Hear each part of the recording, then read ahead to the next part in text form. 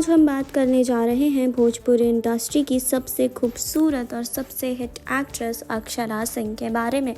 आपको बता दें कि अक्षरा सिंह सोशल मीडिया पर खासा एक्टिव रहती हैं और आए दिन वो अपनी नई नई वीडियोस और फोटोज़ अपडेट करती रहती हैं। वहीं हाल ही में अक्षरा सिंह ने अपना एक वीडियो शेयर किया है जिसमें वो काफ़ी खूबसूरत लग रही हैं। जी हाँ, उनका आउटफिट भी काफ़ी प्यारा लग रहा है और पायल देव के गाने पर उन्होंने ये वीडियो शेयर किया है। जी हाँ, और लिखा है कि बेपनाह प्यार तुझसे, Who else love this song? You are amazing Payal Dev official. जी हाँ, आपको बता दें कि इस वीडियो के बाद उन्होंने एक और जानकारी जो है वो अपने फैंस को दी है। उनका एक नया गाना 3 जून को रिलीज़ हो रहा है जिसका नाम है किट कैट जवानी।